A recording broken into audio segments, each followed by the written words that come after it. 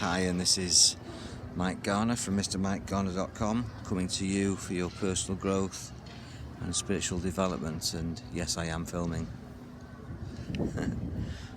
It's got to be said that as I go around and witness the world, and today witnessing back in the UK, in North Wales, in Carnarvon Castle, beautiful part of the world, beautiful location, beautiful day. This castle is just a reminder of the brutality, really, of our history, our culture. Not that long ago, these are ruins, and they call them ancient ruins, but they're not that old, really. I've said before that if you look at the times that Jesus walked on the earth 2,000 years ago, we are in 2019 now. 2019 years ago, basically, if somebody lives to the age of 70 and was born when Jesus walked on the earth, died at 70, another child was born, lived 70 years, died at 70, another child was born, you'd have 30 lives, 30 times 70, which would be 2,100 years. 30 lives, obviously generations overlap, but if you went 70, 30 times, you've got 2,000 years. And these castles aren't that old, so we're only talking a short time ago in our history, and we were doing brutal things to each other in England and Wales and in Britain and Europe.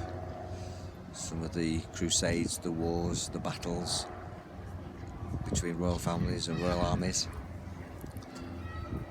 nations and different communities and civilizations, and the torture that we inflicted and the invasions that we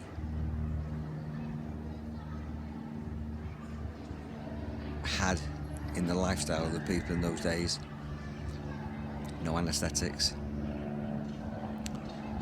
and yet we used to do cruel things to each other, torture, and just been to see the murder chamber pouring hot oils into people's mouths and clamping things onto people's bodies and impaling them with spikes and hanging them in cages from the walls.